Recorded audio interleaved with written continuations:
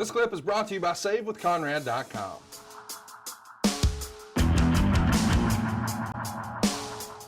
Let's talk about the NXT brand and how it's really growing here in 2015.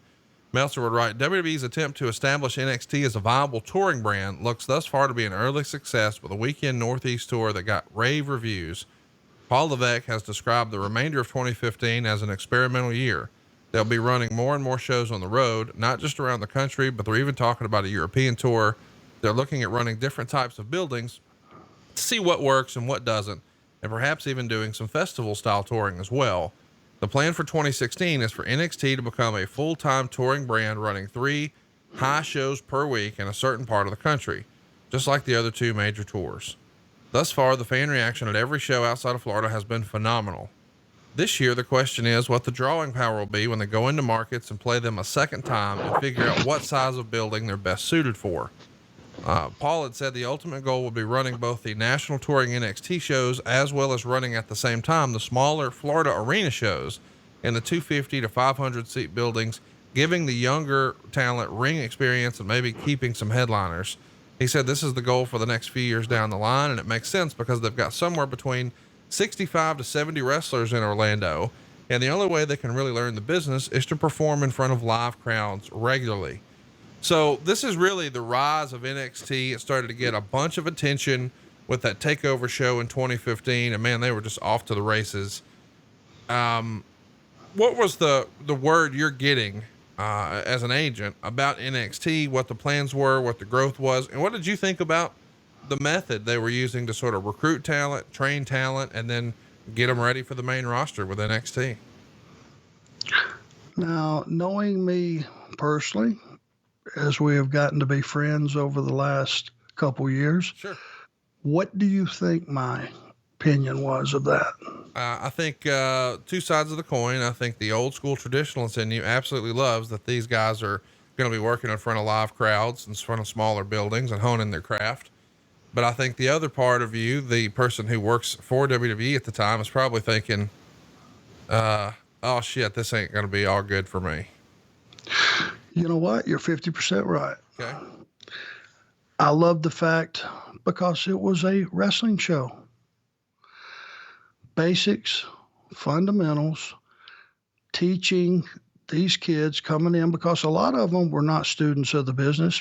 We went out and we solicited a lot of that talent that's at NXT. They weren't guys that were independents that had put their time in, worked for nothing or little or nothing, had driven 1,000-mile round trips to get a booking and all those things that a lot of us did.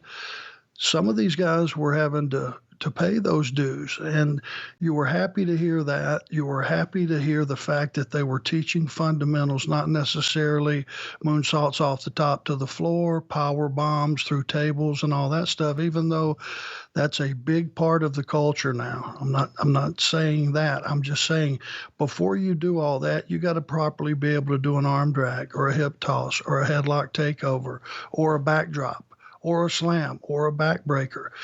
You got to be able to wrestle through, chain wrestling and things of that nature before you get to that other stuff. And that was what was being taught.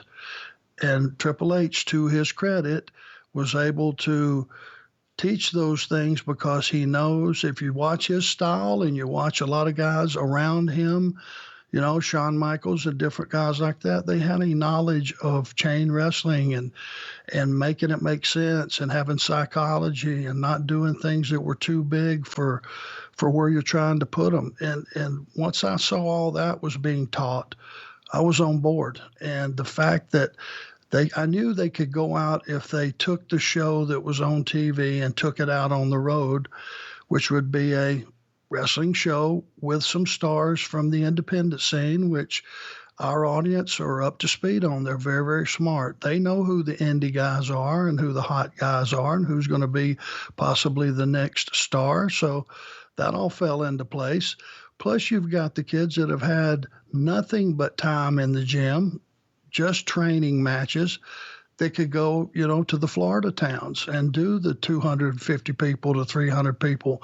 That's still a lot of people reacting to what you do, and they'll give you plenty of feedback on what's going on. So I thought it was a great idea. and I still do.